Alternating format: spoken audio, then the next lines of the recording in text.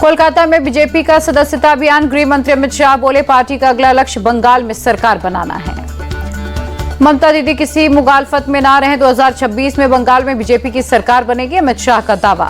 Programme में बोले अमित शाह, बंगाल के विकास, संदेश खालियर और आरजीकर हॉस्पिटल जैसी घटना रोकने के लिए बीजेपी जरूरी है।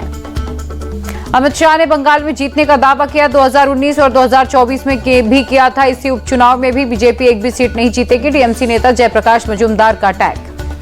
टीएमसी नेता कुणाल घोष का बयान। आरजीकर हॉस्पिटल के मृत डॉक्टर के परिवार ने अमित शाह से मिलने का समय मांगा, लेकिन वो नहीं मिले। डिप्टी सीएम देवेंद्र फडणवीस से मिले आरपीआई चीफ रामदास अठावले। कहा, उनका पार्टी कुछ सीटें उनकी पार्टी चाहती है, उनके कार्यकर्ता नाराज है सीटें ना मिलने से। शरद गुट की एनसीपी में शामिल हुए एक्ट्रेस स्वरा भास्करा के पति फहाद अहमद। पार्टी चीफ जयंत पाटिल बोले, सपा की सहमति से पार्टी में शामिल हुए। सपा की तरह ही एनसीपी एसपी की विचारधारा भी समाजवादी है, फहाद अहमद का बयान। फहाद अहमद को एनसीपी एसपी ने अड़ूज शक्ति नगर से बनाया कैंडिडेट। अजित गुट की सना मलिक से होगा मुकाबला। शरद गुट से एनसीपी ने उम्मीदवारों की लिस्ट जारी की। करंजा से गायक पटड़ी, चिंचवड़ से राहुल कलाटे को दिया गया है टिकट। सपा के साथ सीट शेयरिंग पर बोले जयंत पाटिल, महाविकास अघाड़ी में बातचीत चल रही है, 1-2 दिन में फैसला हो जाएगा। महाविकास अघाड़ी पर बरसे सपा चीफ अखिलेश यादव। कहा, अगर वो हमें गठबंधन में नहीं रखना चाहते तो हम वहां चुनाव लड़ेंगे जहां हमें वोट मिलेंगी। अखिलेश यादव बोले, हमारा फोकस है गठबंधन को नुकसान ना हो, राजनीति में त्याग की कोई जगह नहीं है। अखिलेश यादव ने बीजेपी पर निशाना साधा। कहा, बीजेपी कार्यकर्ता नहीं, सरकारी अधिकारियों के माध्यम से लड़ रही है चुनाव। महाराष्ट्र सपा चीफ अबू आजमी का बयान। उम्मीद है जिस सीट पर सपा मजबूत है वहां महाविकास अघाड़ी मौका देगी। 30 अक्टूबर को महाराष्ट्र की जनता को गारंटी कार्ड देगी कांग्रेस, विजय वडेट्टीवार ने दी जानकारी। एनसीपी अजित गुट के नेता नवाब मलिक का बगावती रुख। मानखुर्द शिवाजी नगर से 29 अक्टूबर को करेंगे नॉमिनेशन। लोगों के आग्रह पर मैंने चुनाव लड़ने का फैसला किया। 29 अक्टूबर को पता चलेगा किस पार्टी से चुनाव लड़ूंगा, नवाब मलिक का बयान। महाराष्ट्र चुनाव पर बोले बीजेपी नेता शहजाद पूनावाला, यूपी उपचुनाव में सपा 9 सीट पर लड़ रही है, इसीलिए महाराष्ट्र में कांग्रेस बदला ले रही। शहजाद पूनावाला ने महाविकास अघाड़ी को महाविभाजन अघाड़ी बताया। कहा, महाविकास अघाड़ी का कोई मिशन नहीं, बटोगे तो कटोगे के स्लोगन पर बोले NCP SP chief Jayant Patil. चुनाव के वक्त बीजेपी को हिंदुत्व याद आता है, हिंदू बीजेपी के बहकावे में नहीं आएंगे। झारखंड की बरहेट सीट को लेकर बोले जेएमएम नेता मनोज पांडे, सीएम सोरेन के खिलाफ बीजेपी को कैंडिडेट नहीं मिल रहा। सीता सोरेन पर इरफान अंसारी के दिए बयान पर गरमाई सियासत। बीजेपी का सवाल, झारखंड कांग्रेस ने उम्मीदवारी कैंसिल क्यों नहीं की। जामताड़ा में प्रेस कॉन्फ्रेंस के दौरान रो पड़ी सीता सोरेन ने इरफान अंसारी के अपशब्द की निंदा की। सीता सोरेन के अपमान पर सीएम हेमंत सोरेन खामोश हैं, जनता उन्हें सबक सिखाएगी, सीएम हेमंता का बयान। झारखंड से बीजेपी सांसद दीपक प्रकाश बोले, हेमंत सोरेन चुनाव से भाग रहे हैं, उन्होंने हार मान ली है। शाहबुद्दीन की पत्नी हिना शाह और उनके बेटे ओसामा शाह आरजेडी में हुए शामिल। लालू यादव ने दिलाई सदस्यता। हिना और ओसामा के आरजेडी में शामिल होने पर तेजस्वी ने जताई उम्मीद। कहा, सीवान के साथ साथ पूरे बिहार में पार्टी को मजबूती मिलेगी। हिना और ओसामा के आरजेडी में शामिल होने पर केंद्रीय मंत्री ललन सिंह का तंज। कैसे लोग आरजेडी में शामिल हो रहे पता चल रहा है।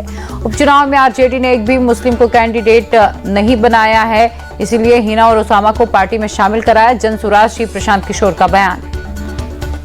तेजस्वी यादव की तरफ से नोटिस मिलने पर बोले जेडीयू प्रवक्ता नीरज कुमार, वे डरने वाले नहीं, 11 मुकदमे वाले का क्या मान सम्मान। आरजेडी प्रवक्ता शक्ति यादव बोले, नीरज कुमार को मिर्ची क्यों लगी, फर्जी आरोप लगाए हैं तो नोटिस जाएगा ही। आरजेडी सांसद संजय यादव का बयान। गिरिराज सिंह कपड़ा नहीं लफड़ा मंत्री हैं, वो हमेशा फिजूल की बातें करते हैं। क्रिकेटर ईशान किशन के पिता प्रणव पांडे जेडीयू में हुए शामिल। कहा, पार्टी के लिए मजबूती से काम करूंगा।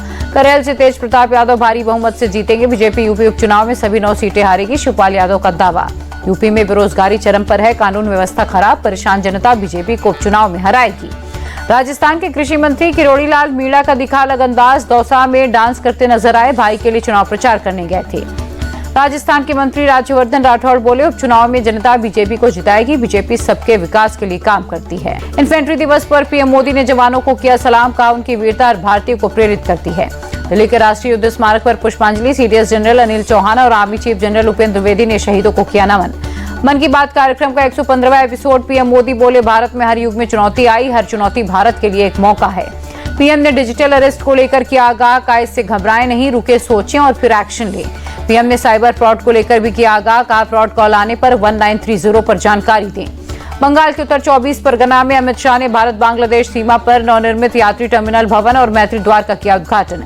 बंगाल की जनता से गृह मंत्री अमित शाह की अपील। कहा, 2026 में बंगाल में सरकार बदले, हम घुसपैठ रोककर दिखाएंगे। सीमा पार से घुसपैठ रोककर ही बंगाल में शांति स्थापित हो सकती है, अमित शाह का बयान। अमित शाह का आरोप, सीएम ममता ने बंगाल के विकास को रोका, केंद्र की योजना लागू नहीं होने देती। मुंबई में आयोजित प्रेस वार्ता में बोले विदेश मंत्री एस जयशंकर, विकसित भारत के लिए विकसित महाराष्ट्र होना जरूरी। केंद्रीय मंत्री एस जयशंकर बोले, मणिपुर में समस्याएं हैं, लेकिन मणिपुर के नाम पर देश को बदनाम करना ठीक नहीं। डिस्लेक्सिया के प्रति 4 दिनों का जागरूकता अभियान, राष्ट्रपति भवन और इंडिया गेट को लाल रंग की रोशनी से सजाया गया। पुलिस स्मृति सप्ताह के दौरान दिल्ली पुलिस ने निकाली बाइक रैली, जवानों ने लोगों को नए कानून के बारे में जागरूक किया। वाराणसी में सीएम योगी आदित्यनाथ ने 51 फीट ऊंची हनुमान जी की प्रतिमा का अनावरण किया। हरिद्वार में 12वां आचार्य कुलम वार्षिक समारोह आयोजित, हरियाणा के सीएम सैनी हुए शामिल, बाबा रामदेव मौजूद रहे। बाबा रामदेव का ऐलान, हरिद्वार से 100 गुना बड़ा आचार्य कुलम, पतंजलि कुलम और पतंजलि यूनिवर्सिटी हरियाणा में खुलेगी। बाबा रामदेव के ऐलान पर सीएम सैनी ने जताई खुशी, कहा दुनिया भर से छात्र आचार्य कुलम में शिक्षा ग्रहण करेंगे। आईएसबीटी देहरादून में शामिल हुई BS06 मॉडल की बसें, सीएम पुष्कर धामी ने दिखाई हरी झंडी। सीएम धामी बोले, अंतिम छोर पर खड़े व्यक्ति तक सुविधाएं पहुंचाना हमारा लक्ष्य, हम इलेक्ट्रिक बसें भी चलाएंगे। पंजाब सरकार के खिलाफ किसानों का प्रोटेस्ट, मोगा में फिरोजपुर राजमार्ग पर प्रदर्शन, धान खरीद सहित कई मांग की। चंडीगढ़ में केंद्रीय मंत्री रवनीत सिंह बिट्टू ने की बैठक, अनाजों की खरीद पर चर्चा। किसानों के प्रदर्शन पर बोले रवनीत बिट्टू, धान की खरीदी नहीं होना पंजाब सरकार की नाकामी। पंजाब के सीएम मंत्री या आपके विधायक विरोध के डर से अनाज मंडी नहीं जाते, रवनीत बिट्टू ने निशाना साधा। केंद्रीय मंत्री प्रहलाद जोशी की पंजाब सरकार से अपील, धान की खरीद बढ़ाएं, हम अपने किए वादों को पूरा करेंगे। पंजाब के किसानों को प्रहलाद जोशी ने दिया भरोसा, कहा हम आपसे अनाज खरीदेंगे, भंडारण की व्यवस्था हम कर रहे हैं। अयोध्या में दीपोत्सव की भव्य तैयारी, 55 घाटों पर दियों से हो रही है सजावट, 30,000 वॉलंटियर्स को तैनात किया गया। अयोध्या में रिकॉर्ड 25 लाख दीपक जलाने की तैयारी, कल से 31 अक्टूबर तक चलेगा भव्य दीपोत्सव। सीएम नीतीश ने पटना में छठ घाटों का किया निरीक्षण, कहा पर्व के दौरान किसी को कोई दिक्कत नहीं होनी चाहिए। नई दिल्ली रेलवे स्टेशन पर यात्रियों की भारी भीड़, दिवाली छठ पर यूपी बिहार जाने वालों की भीड़ रही।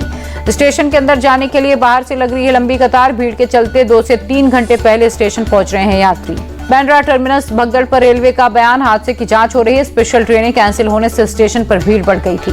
बांद्रा स्टेशन पर भगदड़ से लोगों ने नहीं ली सबक, मुंबई के लोकमान्य तिलक टर्मिनस पर चलती ट्रेन में चढ़ते नजर आए लोग। क्राउड मैनेजमेंट के लिए सेंट्रल रेलवे का फैसला, पुणे नागपुर मुंबई ठाणे में प्लेटफॉर्म टिकट बेचने पर लगाई रोक। बांद्रा टर्मिनस पर भगदड़ के लिए रेल मंत्री दोषी, शिवसेना नेता संजय राउत का अटैक। कांग्रेस नेता राशिद अलवी बोले, महाराष्ट्र में जंगल राज, रेलवे और महाराष्ट्र सरकार पर भरोसा कौन करेगा। सूरत के उधना रेलवे स्टेशन पर यात्रियों की भीड़, यूपी बिहार जाने वाले यात्रियों से भरा स्टेशन। एमपी में इंदौर रतलाम डेमू ट्रेन में आग, यात्रियों ने कूदकर बचाई जान, किसी के हताहत होने की खबर नहीं। 3 नवंबर से 9 नवंबर तक भाषा गौरव सप्ताह मनाएगी असम सरकार, असमिया को शास्त्रीय भाषा का दर्जा मिलने पर आयोजन। ओडिशा के सीएम मोहन चरण मांझी ने किया एरियल सर्वे, तूफान प्रभावित इलाकों का जायजा लिया। ओडिशा के मंत्री सुरेश पुजारी बोले, तूफान से हुए नुकसान का आकलन किया जा रहा। लखनऊ में मोहित पांडे की मौत मामले में संदेह के घेरे में पुलिस, चिन्हट थाने के एसएचओ समेत 4 पर एफआईआर। मोहित पांडे केस में एक्शन, चिन्हट इंस्पेक्टर अश्विनी कुमार चतुर्वेदी हटाए गए, भरत पाठक बनाए गए चिन्हट कोतवाली के थाना अध्यक्ष। मोहित पांडे की मौत पर बोले सपा चीफ अखिलेश यादव, पुलिस हिरासत का नाम बदलकर अत्याचार गृह रख देना चाहिए। लखनऊ के कई होटल्स में बम ब्लास्ट की धमकी, जांच में कुछ भी नहीं मिला। पंजाब पुलिस को मिली बड़ी कामयाबी, 2 तस्करों सहित भारी मात्रा में ड्रग्स और हथियार बरामद। ड्रग्स और हथियार तस्करी के मामले में जालंधर पुलिस का एक्शन, सांसद अमृतपाल सिंह के पीएसओ समेत 4 लोग अरेस्ट। बीआरएस नेता केटीआर के बेनोई राज पकाला के फार्म हाउस पर छापा, एक व्यक्ति अरेस्ट हुआ। दिल्ली में वायु प्रदूषण पर काबू पाने की कोशिशें जारी, कई इलाकों में पीडब्ल्यूडी वाहन कर रहे हैं पानी का छिड़काव। दिल्ली के पर्यावरण मंत्री की जनता से अपील, आने वाले 15 दिनों तक लाल बत्ती पर गाड़ी हर हाल में बंद करें। दिल्ली के लोग पब्लिक ट्रांसपोर्ट का इस्तेमाल करें, कहीं आग लगी दिखे तो तुरंत सूचना दें, गोपाल राय का बयान। दिल्ली में प्रदूषण के खिलाफ बोलना राजनीति नहीं, ये स्वास्थ्य से जुड़ा मसला है, बीजेपी सांसद मनोज तिवारी का बयान। बीजेपी महासचिव तरुण चूग का अरविंद केजरीवाल पर निशाना, कहा 10 साल में दिल्ली को गैस चैम्बर बना दिया, यमुना नदी जहरीली हो गई। दिल्ली में यमुना नदी में बढ़ा प्रदूषण का स्तर, कालिंदी कुंज इलाके में नदी में दिखा जहरीला झाग।